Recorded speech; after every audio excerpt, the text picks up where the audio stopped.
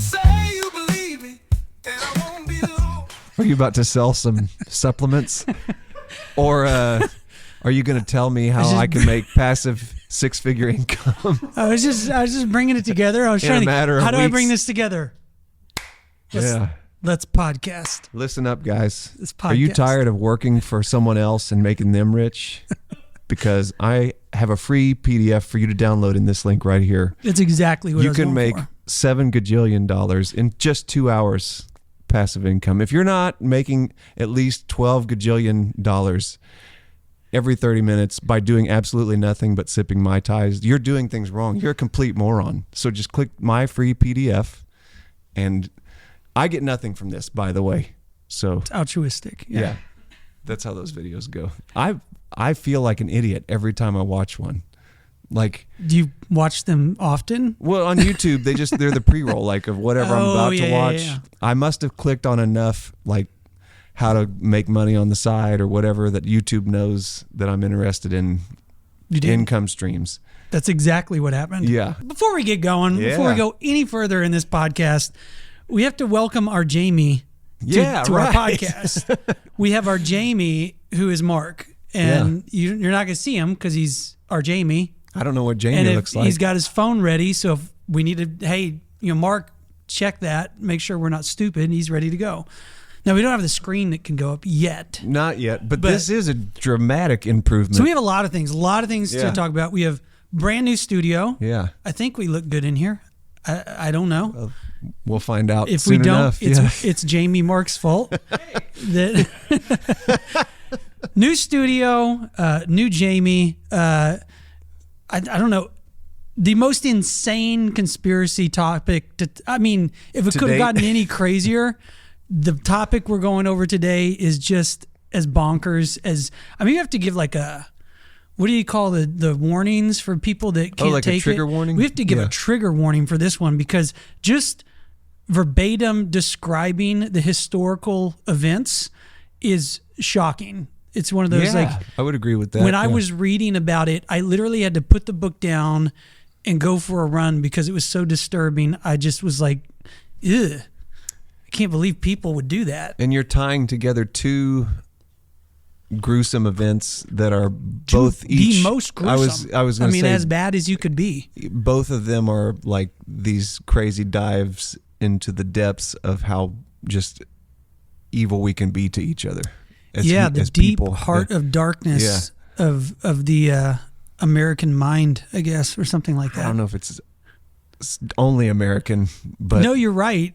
These did both happen in America, but this was particularly all American, but pretty sure that Europe has had its chance of bad behavior in the past couple hundred years, couple thousand years, who knows.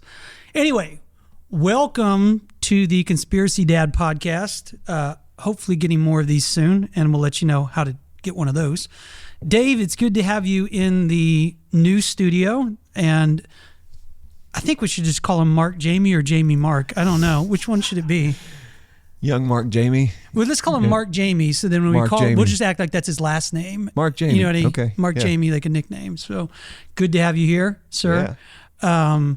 And what we're talking about today is a known event, but to my surprise, I think much less known than people should know about this. And it has to do with the subject of this book, fantastic book called Death in a Prairie House. And I stumbled upon this while researching another massacre. And in researching that massacre, I found this massacre that was deeply connected, and I thought, well, that's strange. So this massacre is very not known, even though this book came out in like 2006, I think, or something like that. But let me try to paint the picture of what this is about. It has to do with a man named Frank Lloyd Wright. Dave, who is Frank Lloyd Wright? He is an architect.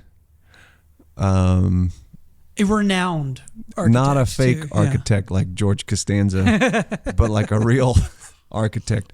I drove by the Tulsa house that he designed on the way here. It's for sale. So for $4.5 million. Mark Jamie. Mark Jamie's making the big bucks. Yeah. Maybe Eventually. keep saving up. You are getting married soon. You're going to need a house. Yeah. 4.5 million, 10,000 square foot. Yeah. Apparently it leaks a lot. Because Yeah. Frank Lloyd Wright was known for, let's say, less than traditional designs. But who was he? Like, for the people that might not, that's one of the things to point out about him. He's so well known. He's a household name still. Like you say Frank Lloyd Wright, maybe some young gohards out there don't know about him, but like the average person would know who you're talking about, right? I think so. For the young gohards, give us a little. I can't speak too much for the young gohards, but I do know that people talk about him like you should know who he is when they say his name. Well, Frank Lloyd Wright. Yeah. Yeah. And which then is kind of a point about him is that he worked really hard to kind of curate an image and a persona for himself. And I would say he was very successful at that because he is still, there is only one artist who has had more books written about his life and his work than Frank Lloyd Wright in all of humanity. That's really saying something. Can you guess what artist? John Lennon. Oh, no, not even close. Okay. Like world art. Picasso. Close, but that still was not pretty even good. close. Think Ninja Turtles. Michelangelo. Okay. I read somewhere that he has had as many, like Michelangelo's Really? the only, that really puts him up there. I mean, that's Absolutely. a hell of a maybe. And I think some of it was he was just at the time when print was in its heyday. He was the topic of discussion, newspapers, and but he's had the most books written about him than anyone except Michelangelo, which is I didn't pretty know that. insane. Yeah. So I don't know. What else do I need to say about Frank Lloyd Wright? Except he's an architect from Wisconsin. Yeah. Made his mark in Chicago. That's kind of where he kicked off. The main thing was that that I recall from that kind of lends to what you were saying is that he quit architecture school, went to Chicago, had trouble finding a job, but kind of slithered his way into this architecture firm. And I believe he had a family connection. Yes. There was like an uncle that was having a church built. And the architecture firm that will come into the the story of the massacre. So he comes from a line of Welsh people who settled in Wisconsin called the Lloyd Joneses. So the Lloyd Jones family, the patriarch of that family was Jenkin Lloyd Jones, who was also the founder of the Unitarian Church in no kidding. Chicago, I believe. Okay. I still don't know what the hell a Unitarian is. I've tried to research that a lot.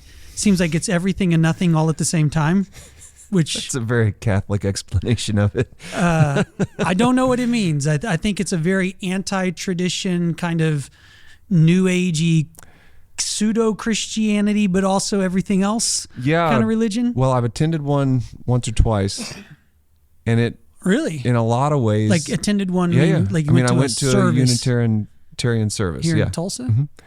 And as far as like the aesthetic of it, it's like a traditional church service. I mean, like pews, they have music, like more like traditional people in robes type. Did the structure of the church look like a church? 'Cause Yeah, like I know one of Frank's first big projects was the Unitarian Church in Chicago. This is probably what I It was was thinking kind of known Yeah. for like not looking anything Okay. like a church. Well, the one that I went to looked a lot more like a church than Okay. the churches that I'm spending a lot of time in these days. So I guess you could say the same thing about a lot of churches these True, days. yeah. Don't look anything like a church. not what we think of. Yeah. Well, so yeah, he grew up in Chicago.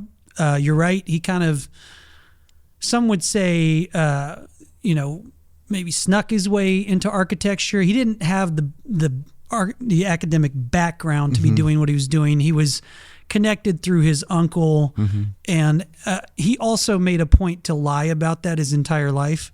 So he always had these weird stories about his genius and his coming out of nowhere and getting picked up by, I think Sullivan was the first architecture firm he was working for. Then it people in research in all the books next to Michelangelo decided, well, no, you kind of knew him from your uncle. Yeah, it's a funny thing to lie about. Like, and there's this other anecdote that he would tell people he was like 2 years younger than he was. But specifically pertaining to him weaseling his way into this job, like my thoughts on it were like, well, lots of people get jobs because they know somebody. Who you know. Yeah, and that's not that uncommon. And I think that the temptation is to be like, well, he wasn't a real architect because he had a family connection to get on at this firm. But I think that it's like, I think we're also witnessing a pattern of behavior that's gonna manifest throughout the rest of Frank's life. He wasn't always particularly honest about much of anything in his life. That's a goal of this. See, the thing is, Frank Lloyd Wright is adored and really an icon and loved by so many people. And I'm going to make it a goal that by the end of this podcast, if you listen to it, you will dislike Frank Lloyd Wright as much as I do, as a pretty much disgusting, degenerate human being that I think was so overrated. It's hard to understate or to overstate how much he was overrated. Oh man. I just don't like the guy after reading about him. I'm not particularly fond of him, but if this goes the way that it often does, I'm going to leave here really not liking him. What I was witnessing in researching this is what I call like the Bill Clinton effect. And it's this idea that he's just a progressive icon, which is what he was. He was a progressive artistic type. And so he was kind of just, everyone forgets about all the terrible things that he did. Yeah. And if you look at the behavior of the man pretty much throughout his entire life, it's a narcissist, egomaniac, degenerate, I don't know, just unfaithful, just a bad guy. Even, we'll get into some of it, but lots of, bigotry and things that, people would not consider progressive, but for some reason he gets a pass. And everyone loves Frank Lloyd Wright, and they never for a minute say anything bad about him, even though arguably his whole life he was just kind of behaving badly all the way to the end, in my opinion. Yeah. But that separates from the work, where you go. Yeah, it does, but I do think he has an art. Yeah. Was he a good architect? He was an amazing architect. Like he did do amazing work in architecture. He was just a bad person the whole time. It is a funny dynamic, though. There are those people in the public spectrum that like never, you can't say anything bad about him. Like a Bill Clinton. Yeah, that's a great example. Well, he's so progressive and good. I mean, what's wrong with the guy? And that, I mean, nobody's listening to this, right? Like the other day, Are you worried about the Clinton body count website? Well, I was just gonna go up a number. I was just thinking like Trump is kind of the opposite. Got to go up 2 numbers. Like if you say anything positive in regards to Trump, people get a whole lot of ideas about you. Oh yeah. And like even right now as I'm saying, I can keep feeling nervous that I uttered the name Trump. And it's like you've made the point, and a lot of people I've heard make this point since you mentioned it, but like, well, he didn't get us into any wars. And I'm like, that's hard to refute. Now, having said that, I didn't mean to get terribly political on this. But my point is just that like Trump would be the opposite of that. If you bring up Trump in mixed company, it's like, it makes everybody upset. Nobody feels like they can say anything. I don't understand why this phenomenon works that way, but it's always seems to be people on the left side of the political spectrum are able to hide from bad behavior, that if people on the right side of the political spectrum even did remotely close to the things that these people have done, like an Anthony Weiner, you know what I mean? Which is also a simulation hypothesis glitch, because the guy that just couldn't stop showing his wiener is named Weiner. That's not strange. It's perfectly normal.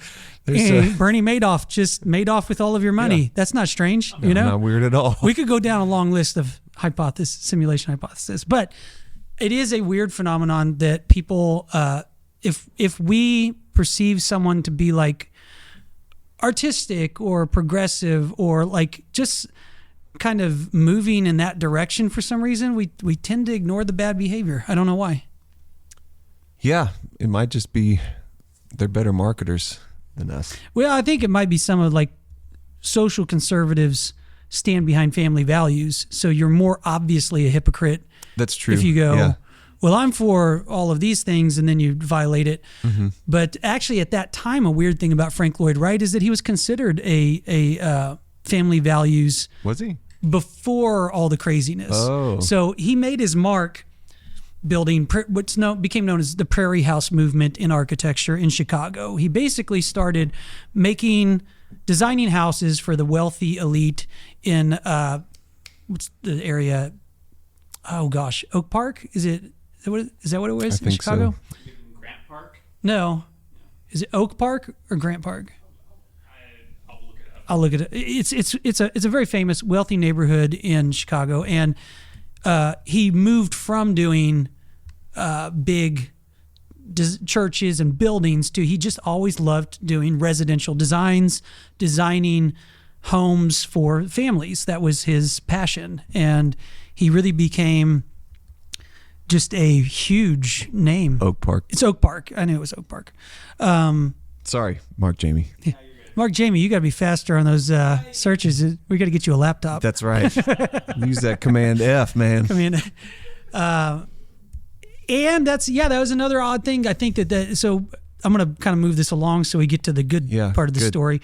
But he makes a name for himself doing residential housing, also doing a lot of other stuff, but that was his thing, and designed a bunch of really famous homes in the Chicago area and all around the world too. But eventually he grows tired of the success and family life. Mm-hmm. He has a wife and 6 children, I believe. And in 1911,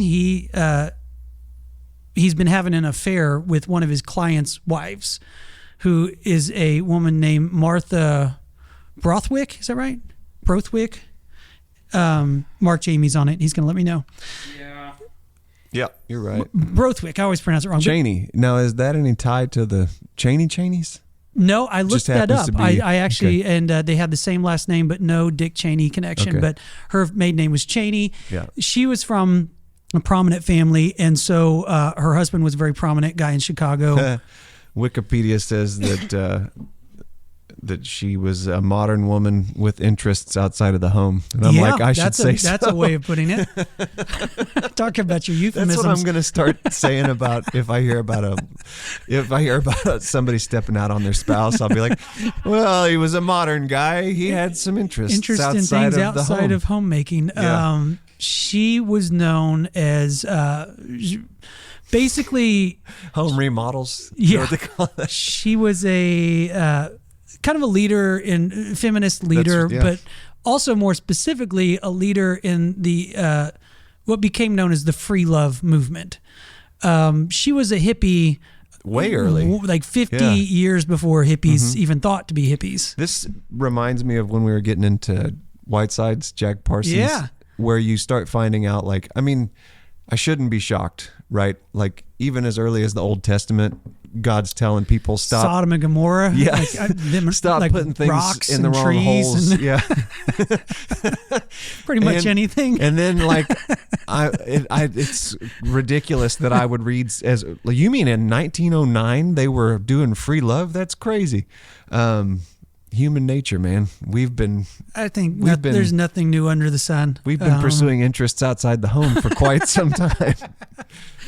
I think that's a good way of putting it. So they hit it off great, and they start having an open affair, which at the time, because of Frank's notoriety, he was a tabloid sensation. It was like he was in the tabloids, and he seemed to be just kind of fine with, all right, whatever. I have my girlfriend over here, and it's my client's wife, whatever. And there's a quote in his own writings. Mm-hmm. Where he's like, hey, listen, guys got to do, like. Well, he even said something that's like, I mean, if you actually research Frank Lloyd Wright, for all you people that love him, you have a hard time sticking up for him. I mean, he was a bad guy. Yeah. And he said something like, rules are for normal men. Like, normal people need rules. But I'm paraphrasing, but genius people like me, we're meant to break the rules. That's what we're all That's about. what we're here for, The yeah. rest of you normal people should continue obeying the rules. And he broke the rules. They went off to Europe and they just left. Like in the middle of the height of his success at his architecture firm, everyone was astounded because he had lots of contracts and things to do. And they just packed it up and they left their kids and their spouses and they just took off to Europe for a good old time. One story I heard was he left a $900 grocery bill on the table. For his son. He shook his, he said, "Son, you're the man of the house now. Here you go. Good luck," and left a $900 bill, which at that time probably was about a $10,000 bill. That's got to be a lot. I mean, we don't have a $900 grocery bill now. Yeah. So they go to Europe and do what people do in Europe, I guess, for Interest for a outside while. of the home, yeah. And eventually he comes back to Chicago. His wife thinks they're going to try to make things work. She's strangely like defends him his entire life and just, he'll come back home, whatever. I don't know what's going on there except Stockholm syndrome or something. Yeah, there's that. And there's also, I mean, from what I'm noticing, there seems to be a certain amount of shame associated with being the one that's been cheated on. Well, and at that time, it was very especially unheard of. Yeah. You do not have an affair on your spouse. Well, they did, but you just hid it. Yeah. You just would never and admit. To your point, for him to be so brazen about it is part of what is so, like, such an affront to her. Well, I think some of it was, to him, I believe it was almost a religious conviction. Martha Borthwick was working to translate the writings of Key. I don't know. I can't look that up. Last name's Key, but it's a Swedish feminist writer of that time. Okay. But basically, all these ideas about free love and everything, that's where that came from. And that the idea that they believed like marriage was worse than slavery. It was Ellen Key. Ellen Key. Hey, Mark Jamie's coming on up it. to the plate. Yes. And so I think maybe some of the rationalization that people have made is that in his mind, just the right thing to do was to say, yeah, I don't love you. I love this woman over here. And I have to say it because if I don't, it makes me wrong, And anyway, he can't live in Chicago because the tabloids, back then, 1911 Chicago, even then it was like, everyone was pretty upset about him. And then so he goes back to his hometown of Spring Green, Wisconsin. And he builds his masterpiece mansion called Taliesen, spelled T-L-I-E-S-I-N, which is a Welsh word. I think Taliesen, which I think means brow, but it had to do with the way he built the mansion on this hill. Instead of putting it up on the hill, he kind of built it into the hill. And so he had all kinds of romantic ideas about why that was important, but I think a lot of it had to do with sex.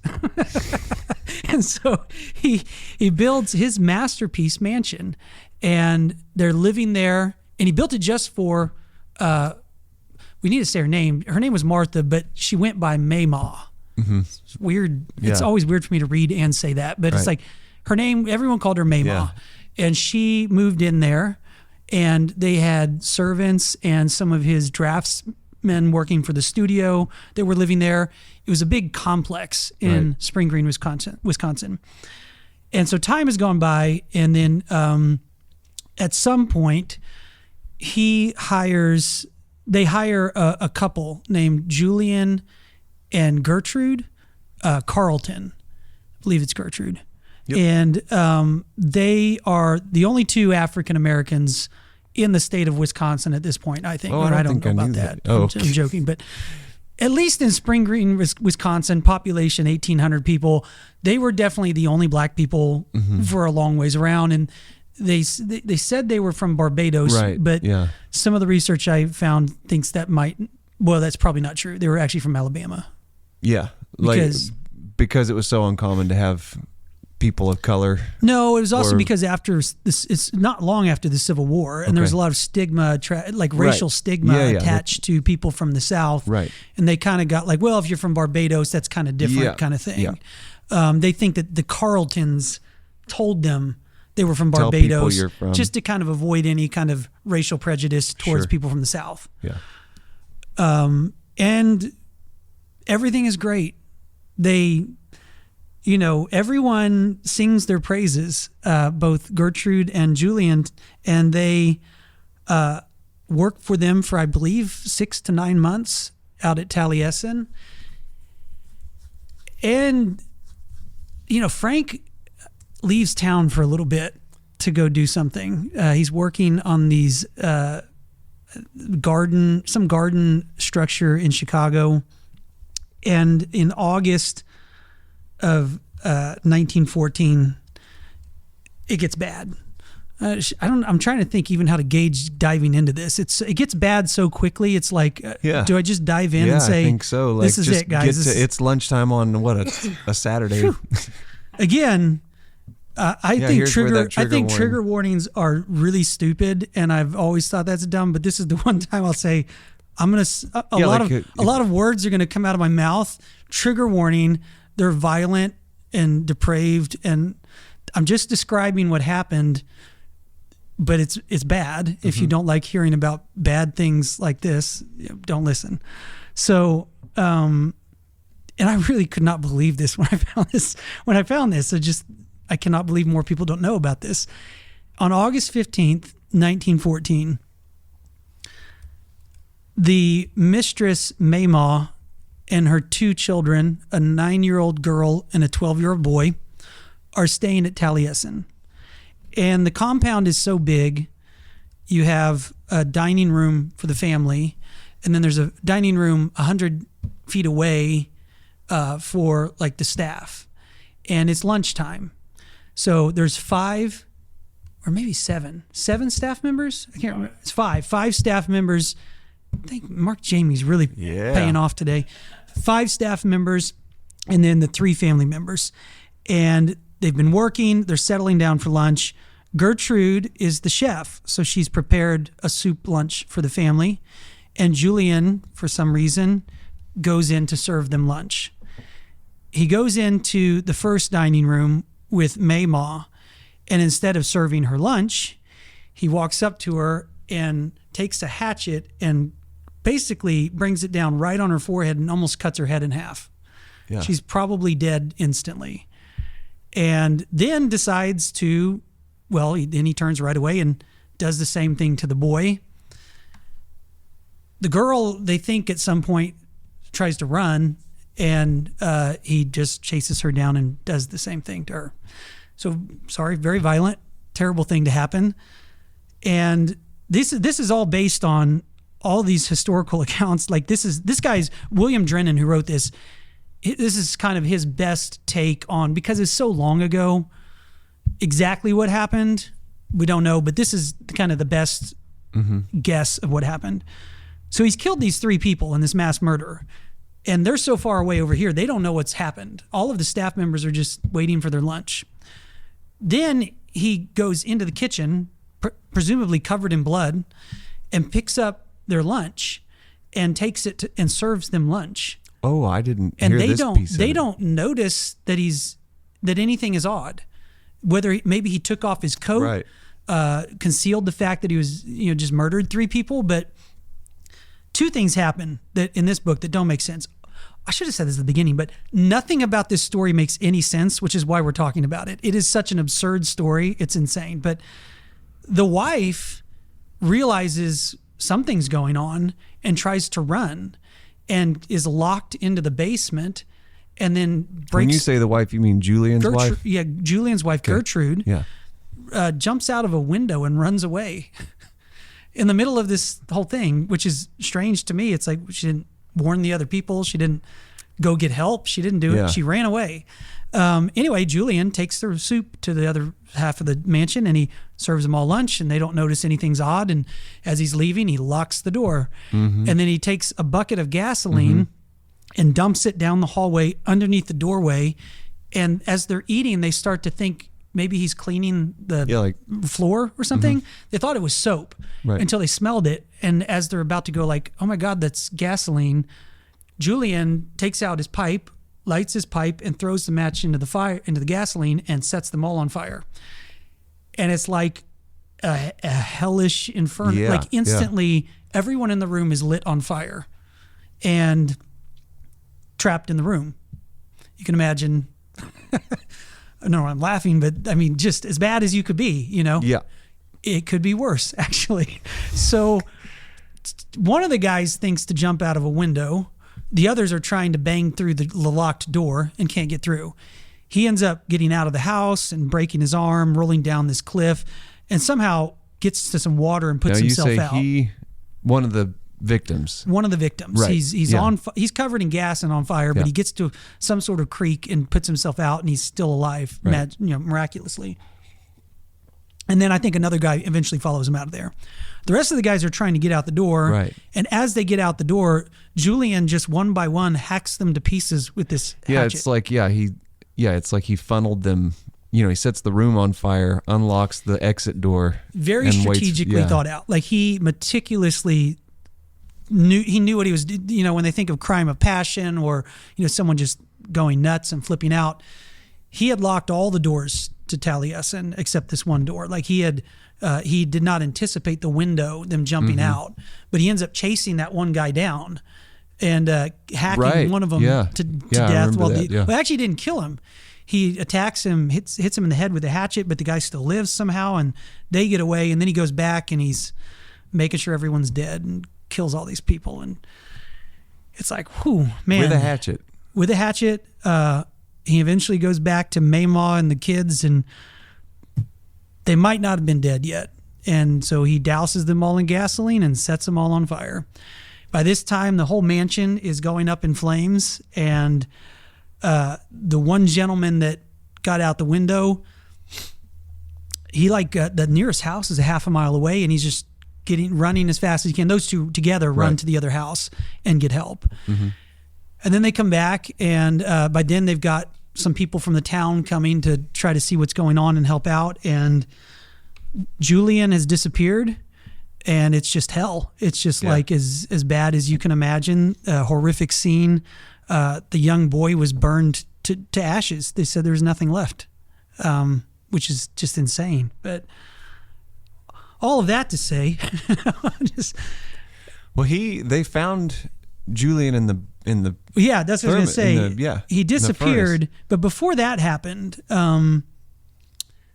that's where we'll go back to the Lloyd Joneses. So Jenkins Lloyd Jones is there with a lot of people, and they rallied. There's 700 people showed up to try to hunt down this butler and find him. And the Lloyd Joneses kind of led that charge to, obviously, their family, even though at the time they were actually not. They were on the outs with Frank because of all of his, infidelities and everything. But now Jenkins Lloyd Jones, is he? He's the pastor. Okay, of this Unitarian church that Frank designed. He designed in Chicago. Yeah. Right. Okay. And he designed a lot of stuff for him, I think. Okay, but Jenkins is he's like the uncle. He's his uncle. Right, okay. He's his uncle, but he's more of a father figure because Frank's father left when he was young, and so he really grew up with the Lloyd Joneses, and he was more like a father figure to him. And so they eventually that evening find Julian huddled on the ground in the furnace in the basement of this mansion. And you would think, great, we caught him. Let's get to the bottom of this. No, he decided to swallow a bottle of hydrochloric acid, which started to eat him from the inside out and made it hard for him to speak and to eat. And I think that's where the graphic, horrible nature of all of this stops. I don't know. Am I missing anything? They arrest him. 7-8 weeks later, he dies of starvation in prison. Mm-hmm. But he actually didn't die of starvation because he couldn't eat. He refused to eat. Mm-hmm. And he actually could communicate. He could speak or write, one of the two. But the thing about it is he refused to ever give any explanation as to why he did what he did. Just even to his deathbed, I think the sheriff questioned him at some point and said, tell us why you did this. And he said something like, oh, well, you've figured it out, haven't you? Or something like that. And dead. So on so many levels, the whole story it just doesn't make sense. And it's one of those that's written long ago. It's like, well, 1911 or 14, whatever. But then if you read the book, I had kept having to remind myself this isn't a horror fiction novel. Yeah. This is actually happened to real people. And I think maybe back then people were less compelled to push back on narratives and say like, wait a minute, you're telling me you have no idea how this happened? Which still happens today. You know what I mean? Like if we're going to go conspiracy dad on this, you have certain events that happen today that I just don't believe it. So what was that shooting or that Islamic attack in California? It was probably like 6-7 years ago. The San Bernardino shooting? Yeah, the San Bernardino shooting. Or you could look at the Las Vegas massacre. Mm-hmm. The Las Vegas massacre, to this day, they say they have no idea why he did it. Stephen Paddock was the shooter. And my inclination is always like, if I had access to the internet activity for about 30 minutes, I bet I could give you at least some idea of why they did it. But we're expected to believe from the media, well, Sometimes people go crazy. Sometimes people go crazy. And so whenever I hear that, I just immediately think there's a cover up. I just think, okay, I mean, really? Like if your spouse did something like that all of a sudden, which the wife was found and questioned and let go, put on a train back to Chicago and just, she had nothing to do with this. Yeah. One of the podcast, I listened to the Stuff You Should Know podcast episode on this murder at Taliesen, and their account of it was that they had said that Julian was showing signs of being unstable, and that possibly the wife was aware that he was coming unhinged. Yeah. But all that came out afterwards. See, that's the problem I have, is that even the day of the massacre, Frank gets on a train with his cousin Richard, right, who will come into the story later, and they arrive. That's the same. He's there. I'll get to this. Yeah, okay. So Richard and Frank arrive at the train station that evening, and you can look up quotes from Frank where before he's had any look into anything, he hasn't spoken to anyone. He hasn't talked to Julian. He hasn't visited the guy that murdered his girlfriend and their kids and burned everything he loved to the ground. He gets off the train and starts singing his praises. He says he was the best employee he ever had, and he was a brilliant man, and he just had nothing but good things to say about him. And he says he must have just gone crazy. That's all. And I just hear that and I think, bullshit. There's no way that is that is a cover up. There's no way that is what he would say if he was a human. Like, yeah, that's if you think, really even bizarre. if it's, you don't have a girlfriend that she knows about, no, but if you had even a friend that was just, if it was me or like Jamie Mark or Mark Jamie, and you heard that happen to them, would you immediately start going, this guy that killed Mark Jamie, he is the best guy. I mean, I have no idea why he was the best. He was smart and amazing. Yeah. Or would you get off and go like, we are going to get to the bottom of this, and I want justice to be served because this person I loved was chopped to death and burned alive. Right? Yeah, totally. So how does that make any sense that he would say? I had not heard that he had so many nice things to say about the guy that early Initially, on. nobody had anything bad to say about any of them. And then after the fact, so that's why after the fact, when they questioned Gertrude, she said that, oh yes, he had been violent at times and staying up late at night, staring out the window with his hatchet and saying things like, I want to kill mama or something, not specifically, but right. I read all that thinking, if I was like the only black woman in Wisconsin and my husband just brutally murdered a bunch of people, I would say whatever I could to say, he's crazy, get me away from this guy. Yeah. So I think anything she's saying, you have to take with a grain of salt and think, is she really going to say anything nice about Julian? Or is she just going to say, oh yeah, I was really worried. He was crazy and I tried to get away from him, but I couldn't. Can I please go back to Chicago? And they said, yeah, sure. So I think that you covered even more than I was aware of. I listened to some stuff on it. You mentioned more than once, them being black and in the middle of this higher, like more elite area of Wisconsin. I mean, there's racial tension there. And to your point, I mean, if she's in this interrogation room with the white investigators, I think she's going to say whatever they want her to say. And if Frank is already determined, Julian went crazy, right? Yeah. He just lost his mind, right? Yeah. She's going to go, yeah, of course. Or I mean, you definitely don't want to be an accessory to this in any kind of way. Yeah. So, you would want to go, he was acting crazy. I mean, I have no idea. I think anyone would naturally yeah. So I'm just saying, distance yourself. Yeah, whether there's a racial component to that or not, I would think that if I felt like I was compromised in this situation, I'd be going, I had nothing to do with that guy. But and the only, if you're going to say there was an explanation for why Julian did what he did, the only explanation still to me makes no sense, because the best thing they could come up with was at some point a few days prior to the massacre, Julian had an interaction with one of the other staff members who was a draftsman for Frank. And I think the draftsman had told him to saddle his horse, and he's the butler, so he doesn't saddle horses, and which is totally legit. Like, I'm a butler, I don't saddle your horse. And he used some sort of racial slur directed at Julian, which wasn't the one you're even thinking. Like, it was kind of like black SOB, which was like, that's not nice, but it's not the one you're thinking. You know what I mean? But that's it. And so, and they accept that as like, well, you see, he was kind of crazy, and this guy called him a racial slur, so he chopped everyone to pieces with an axe and burned them alive. And, people do that. That's a thing, that happens, versus going like, wait a minute. Like, if he's mad at the one guy, wouldn't he just kill the one guy? Right. Like, why murder the innocent women and children? The mistress and the kids have to do with all that. That doesn't make any sense. Okay. So I guess where my head was thinking like black people isolated in Wisconsin.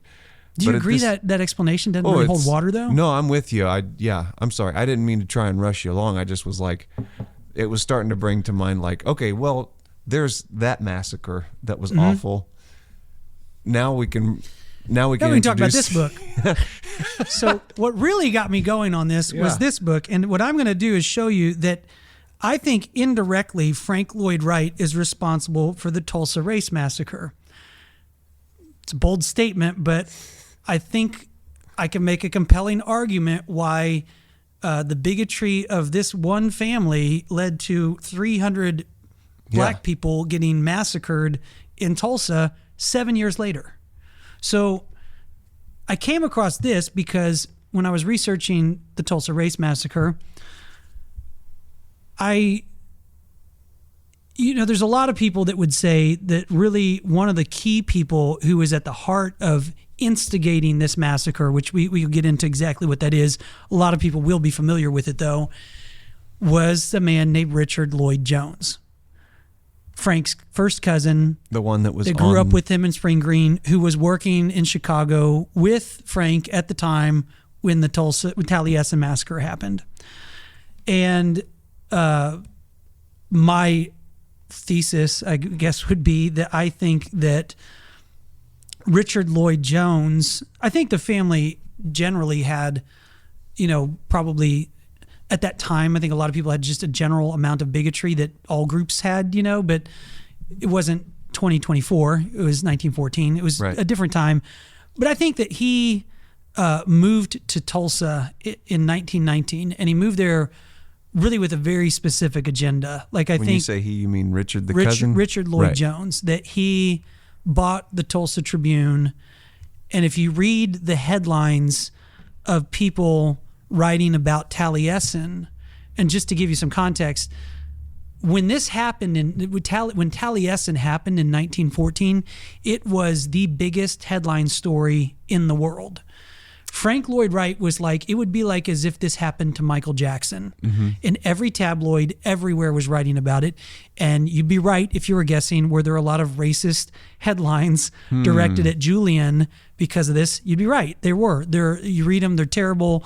Even on this was insane, but like on the death certificates for some of the victims, the cause of death was killed by a Negro.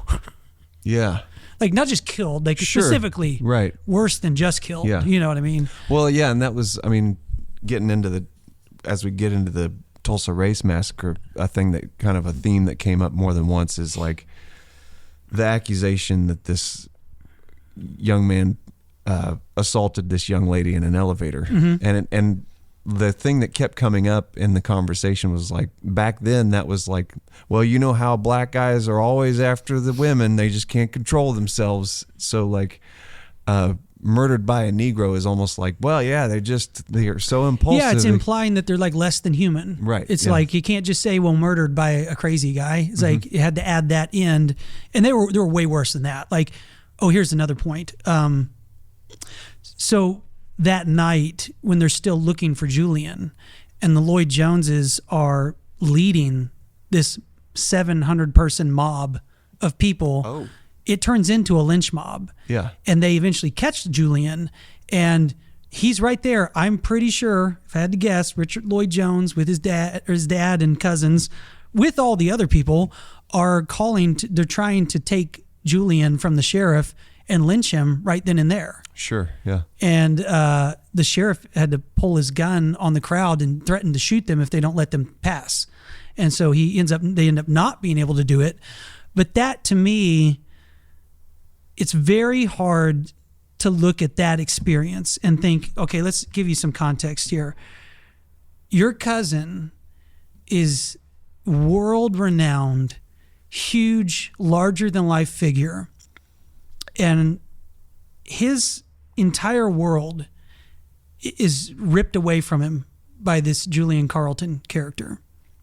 On that day, you know, Frank, his life was never the same. Like, he never recovered from that. And I think it's impossible to look at that and not think that had some influence on Richard Lloyd Jones and maybe the way because he was a newspaper writer. He worked at the Chicago Daily News at the time of the Taliesen massacre, writing headlines about the massacre that, if you look at the headlines of the Tulsa Race Massacre, look a lot alike. Because I think that's what he was. I think he was generally bigoted, and then after that, like, he really did Kind not of a, like black people. kind And of he like was a see, I told you so. Well, I think he had an agenda. Like, he's like looking at all of the success in Greenwood and Tulsa, Right. and he specifically was looking for a reason to instigate racial violence, because he literally hated black people. Like, he wanted to burn them to the ground. And there's so many weird parallels where it's like the burning of this one, and then the burning of this city, and then the lynch mob and the lynch mob, and it's like there's one man at the middle of all of that that I think I don't know, obviously there's a lot in history that you lose, but no one in this book mentions anyone in this book, and no one in this book mentions anyone in this book. But I find that I think that's a real thing that history has missed. It is crazy that, I mean, I didn't catch that his cousin was the one he was working with in Chicago. He wasn't working with him, but he was there with him. But like, I do recall there's more than one. accounts of him getting off the train and yeah. shaking Frank and saying, like, wake up, man, this is as bad as it could be. Like, you got to understand. Yeah. You know? And then, any accounts you listen to or read about the Tulsa Race Massacre, the tale, kind of the short version of what kind of kicked everything off was, what was Dick's last name? Roland. Dick Rowland comes in to use the restroom in Renberg's, and there's a scream from the elevator.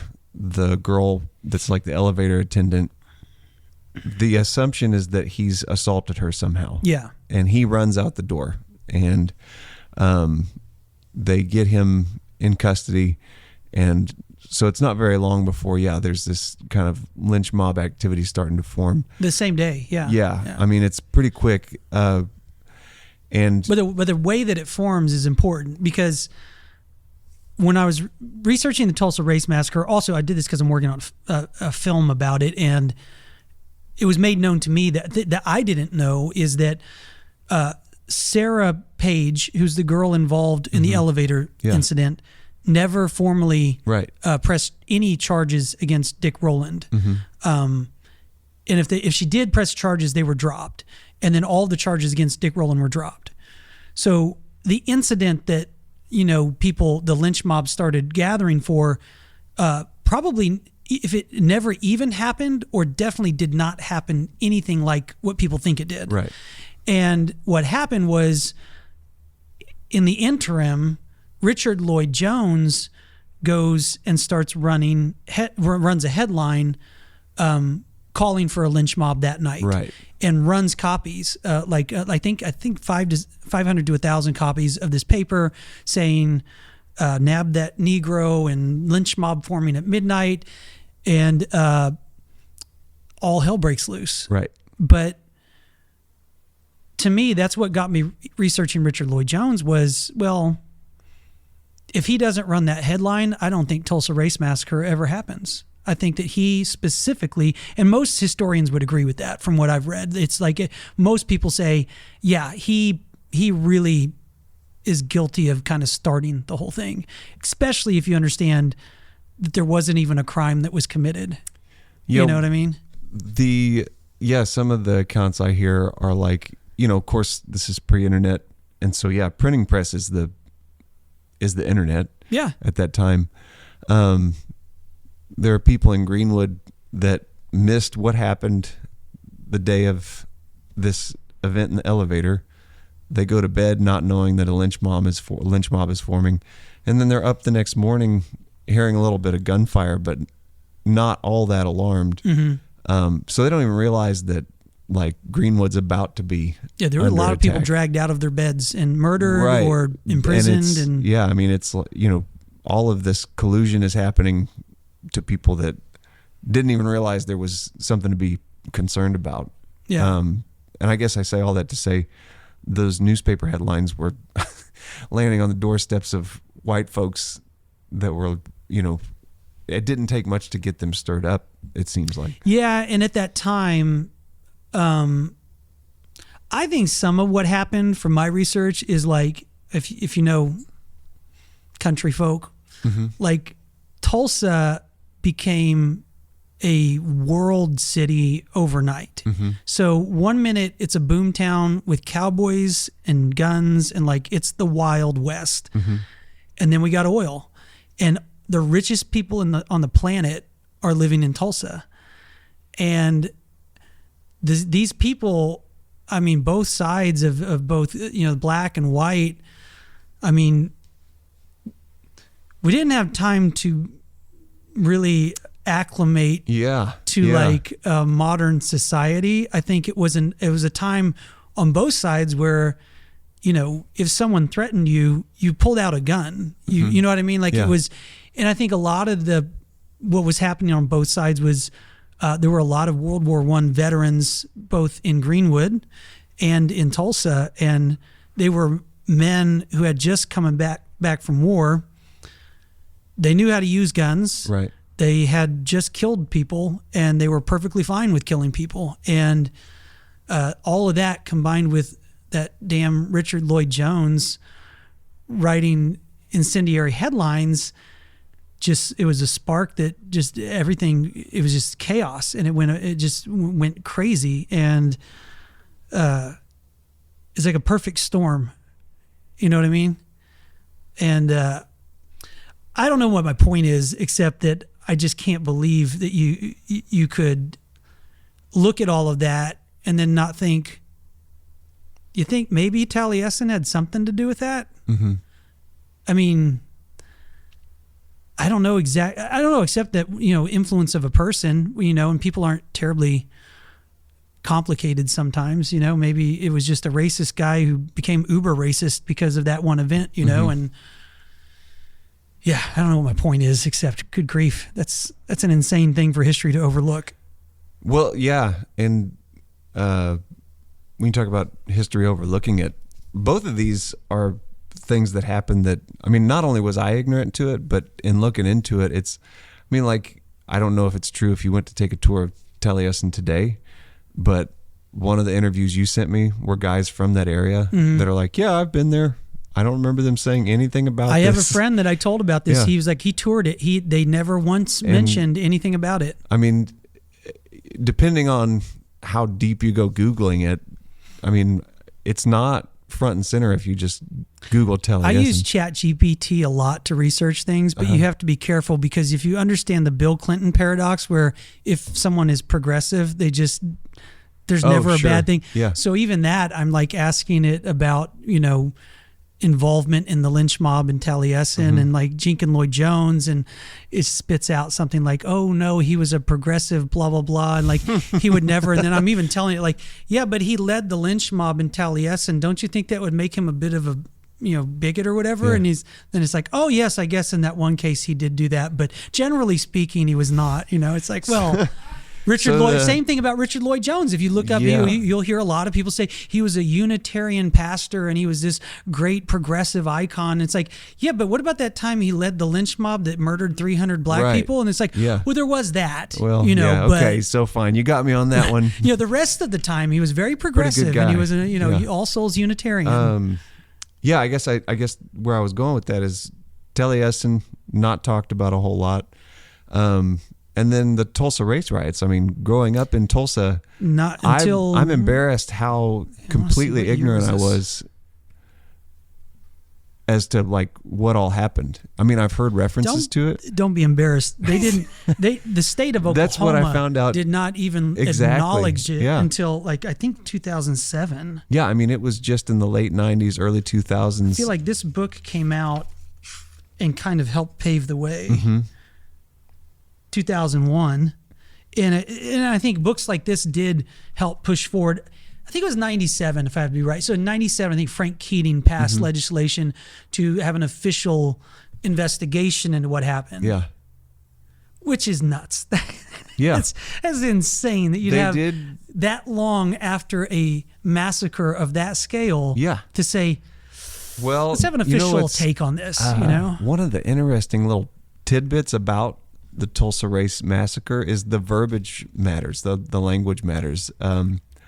We're calling it a massacre, and I don't think that's inaccurate, but for a long time, legally speaking, they call it a riot, and the reason for that is because the statute of limitations runs out after 2 years on a riot in Oklahoma. So I don't know if it's like a national you law, mean on but a massacre or on a riot? On a riot. So if I find you guilty of doing something illegal in the course of a riot, like if you killed, okay, here's another trigger warning, but this is an account that I heard today that was pretty troubling. If someone were to drag a body behind their car of, say, a black person that was in this massacre, which did happen. Yeah. So if someone were to do that and it was throughout the course of a riot, but they weren't brought up on charges of it until like 2.5 years after this event, the statute of limitations is run out. So that's why they called it a massacre, because there's no statute of limitations. So we call it a massacre now because that's what it was. But it was called the Tulsa Race Riot for a long time because a riot is that's where the statute of limitations is short, is in a riot. So the idea being what I got out of it is like, well, in a riot, it's just mayhem. How accountable can anybody be held? And I think that after this investigation with Keating in like early 2000s, they kind of tied a bow on it to some degree in terms of, is there going to be some sort of reparation made or anything like that? And that's why we can be a little more free with calling it a massacre, which is, you know what I'm saying? So legally, when you call it a riot, the statute of limitations ran out a long time ago. But if it's a massacre, then then it's a longer window of time that people could have been brought up on charges for. Well, that's what I mean. That's the point I was getting, is like that allowed people to continue legal pursuit beyond that 2-year window. Right. So But yeah, I'm just saying. it also more accurately describes what happened. Right. Yeah. No. Because But in my reading, it was a riot for about an hour. yeah, And then it turned into got a massacre. real nasty. But I guess what I'm saying is like the series of podcasts I was listening to. I'll put a link in the show notes, or maybe I'll send them to Mark Jamie now. But I listened to a pretty good series that was like American Storytellers, and they were just getting into like post riot / massacre. Of course, like the state of Oklahoma gets into looking into this in the early 20s pretty quickly. But of course, I mean, it's no surprise that the people that were in charge during these race riots are in charge during these hearings. Yeah. So they've got some leverage to get this story told how they want. It was as bad as it could be. Like Yeah, it was both Taliesen and Tulsa. It's in the words of Richard Lloyd Jones when he's shaking Frank's shoulders at the train station, "Get a grip, man. It's as bad as it could be." Yeah. I think both descriptions apply. I think we should do another podcast specifically on the Tulsa Race Massacre because Okay. there's so Yeah. much there Yeah, we need to it's, talk about. But I think we accomplished what I wanted to, which was good. tell people about Taliesen. It's an insane story. You should read this book if you're interested. And also say there is a connection to the Tulsa Race Massacre from that. And it's a family connection. And I think that history has neglected to research that for political reasons, but damn it, we're not scared to do it on the Conspiracy Dad podcast. So we're going to dig into it. And there's a lot of things, we kind of touched on Richard Lloyd Jones in the Tulsa Race Massacre, but it doesn't end there. Like he had there's a lot to say about, him and his family and kind of how we ended up where we are now. But it's an insane story. I mean, exactly what the conspiracy is, I don't know. I just know one when I smell one, and I smell one big time. Like when Frank says that, when he says he was the best employee I ever had. That is bizarre. I didn't hear that. He's a great guy. It's like bullshit. To button up Taliesen, I don't know if you've developed a conspiracy theory, but I think that crimes like this happen generally two ways. And I'm not an expert, but I do read this stuff all the time. I think it's usually religiously motivated, like this violent crime like this. It's religiously motivated or it's a crime of passion. I think you are dealing with a crazy person. I think obviously on some level the guy was unhinged. But I also did this fun thing where I plugged into ChatGPT, which is a great cheap lawyer if you don't have one, because it can look up all kinds of stuff legally. It'll always tell you I'm not a lawyer, but I will give you my opinion. And I asked it basically, like, based on everything you know about criminal psychology, what are the odds that that there's no real relationship? There was no real relationship between Martha Borthwick and Frank Lloyd Wright and Julian Carlton. Like, there wasn't more to that. I don't know exactly how I worded it, but it basically said, like, there's 0% chance that that's all there is to it. Like, psychopath, even like crazy people, like generally the odds that they would arbitrarily attack people, that they would arbitrarily choose a victim is 0. There's always, there's one thing. And if you think about, there were 7 people murdered at Taliesen, but the person who was really directed at was Martha Maymaw, but that could either be directed right at her or right at Frank. Totally. And so the reason I say that is in writing, there's this idea of, when you're developing a character, of the deep heart of darkness of a character. And real quick, I'll tell you how you develop that. So say you're my character and I say, what am I going to do to Dave? I don't know what should happen to him in this scene. And I go, I'm going to write out 10 bad things that could happen to Dave. Keep getting as bad as I can get. And I get to the bottom and it's like, he could go to prison for 30 years. That's the worst thing that could happen to Dave for whatever reasons. And I go, how could it happen? I write out 10 things that, like, the worst thing, how could this happen? Bad ways, bad ways, bad ways. And I pick out the worst one. And it's like, Dave is sent to prison for possessing child pornography, and you think, how bad could that be? Could it pretty be worse? bad. And you go, I know how to make it worse. Yeah. And he's innocent of it. Yeah. He was framed By for looking someone at by he trusts. somebody that he by his own sibling or something. Yeah, yeah. So you get these compounding, like as bad and bad. That's the deep heart of darkness. And every character you watch in a show or a movie, that's what's happening. That's why when you watch it, you're like, oh my God, I got to see what happens next. Like I can't believe that happened. You can't believe it because generally speaking, it's not believable. It doesn't happen that way. Like that's not reality. No, but it is compelling. It's compelling. I'm thinking of a movie I just watched this week where I'm like, that's exactly what happened. I stayed up late watching it because yes, I was watching the protagonist have this come together. Now, how many times have you seen that happen in real life? Bad things happen, but the ways that they happen to really nail it. So what you're looking at with Julian Carlton is the deep heart of darkness of Frank Lloyd Wright. That like he killed the people he loved most. He burned his most precious work to the ground. He did it in the most brutal, violent way imaginable. It's hard to, I don't know how you could make it any worse. You know what I mean? Like that to me right away was like. And what would motivate one to want to do that? Yeah. There's more to the story. There has to be, and it's also sign of a cover up because that just doesn't happen in real life. In real life, bad things happen, but it's usually not like that very specific heart of darkness way that it might happen. And so that's why I think Frank did something bad. like that was my initial response was like, golly, what did Frank Lloyd Wright ever do to Julian Carlton? He must have really wronged that guy. And you look into history and there's like nothing. He says nothing but not. I just think, which is it? Religious violence, jihad kind of stuff, or is it crime of passion? I think it's crime of passion because she was the free love lady. Pursuing interests outside of the home. Pursuing interests outside of the home. Frank's been away for a while on work in Chicago.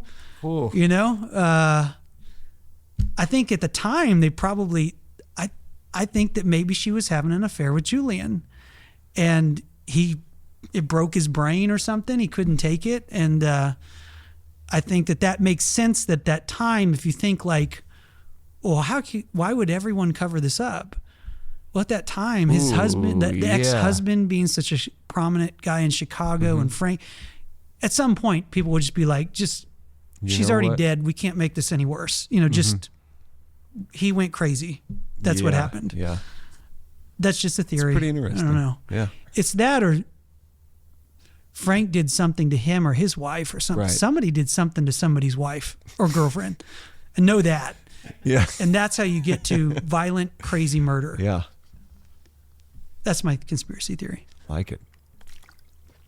I have no proof. No, yeah, I think I have no evidence. it's good to keep in mind, but no, I know it's conspiracy when I smell it. There's something brewing there. I don't know what it is. I don't know how you get to the bottom of it either. Probably can't. You know, no, I don't think that you later. can. Only the reason I say that is because in both of these cases, the thing I kept hearing come up from historians, podcasters, people I was listening to is like, well, it wasn't documented all that well. Yeah. I mean, we to this day don't really know where Dick Rowland ended up. Las Vegas shooter. San Bernardino. That's my point. Even today, with all of our technology, I think if people in positions of power decide we can't really let this to the public, they can still squash it. Yeah. So how easy would it be in 1914? I think easy. incredibly easy to say, this is the story, stick to it, guys. There's nothing to see here. The San Bernardino shooting is just nuts. Like they kept saying, they had their iPhones. I don't know if you remember. They were just like, well, we just can't unlock their iPhones. We have no idea. And I was like, is this a big commercial for Apple? Like, what is this? Like, you're like NSA. They've been spying on us with backdoors forever. Snowden told us about it, and then they're like, can't unlock these iPhones. They if have we a 4-digit PIN. If only. Yeah, if they only didn't have that, we could have gotten in. We tried putting the phone up in front of their face, but No luck there either. There's jokes So- I can make there. I'm not gonna. All right. Anyway, does that button up our Taliesen take on things? Yeah, I'm Maybe- glad to hear that you wanted to get into the Tulsa Race Massacre Yeah. more on another episode because it felt I want to do it justice. exactly It's a like, very yeah, significant I historical think it's event. important to like go, well, we're not just glossing over that. The main point you were trying to drive at was there's how are these few people tied into these two things that are, and like you said, the incendiary nature of these headlines in both cases, which brought to my mind, I know we're trying to wrap it up, but like to put a point on like, well, what does that mean for us today? Is this idea of us being propagandized now. And I don't know how many times I hear, whether it's in conversation in real life or just listening to as many podcasts as I listen to, this kind of like, well, it's weird. You get on Twitter and everybody is just at each other's throats. And it makes me afraid to say the name Trump in front of other people in regular life. But really, like, I don't have a hard time getting along with people in real life. And I'm just about to walk out into the street and get in my truck, and things seem about as okay as they were 5 years ago. I mean, and that's pre-COVID. So I think that the nature of how media is used to like give us this narrative and put thoughts in our head and kind of give a story of the landscape of how things are going is something that's we're so reactionary, like at human nature, that we hear black guy assaulted girl in an elevator. We live in a time where we've been told that enough times. Now the newspaper says we got to get rid of this bad black guy. And like, if you're not paying attention to like this mob frenzy that's getting built up, one can get swept up into that. You know what I mean?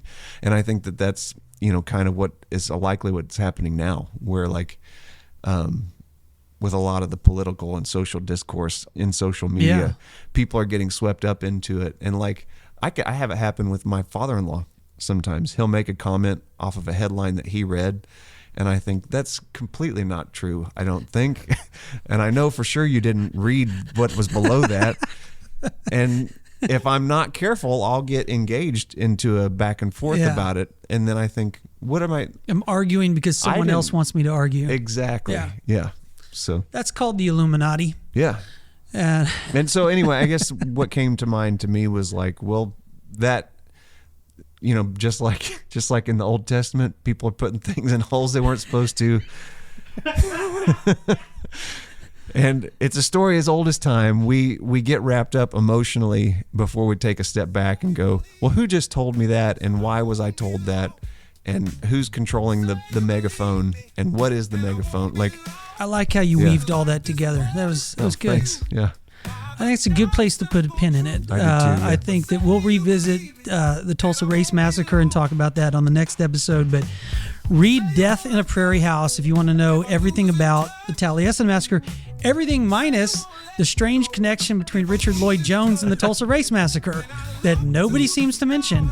And if you want to learn about the Tulsa Race Massacre, The Burning by Tim Madigan is widely considered one of the best books on it. Great book, just missing as one sentence says Frank Lloyd Wright was his first cousin. Yeah. Great, that's it. Not a mention of Taliesen. So Maybe that'll be in we're the educating people. That's what we do here. 2025 edition. Let me put that out. Thank you guys for tuning into the podcast. Please like, subscribe, share, and we look forward to seeing you at the next one. Cheers. That I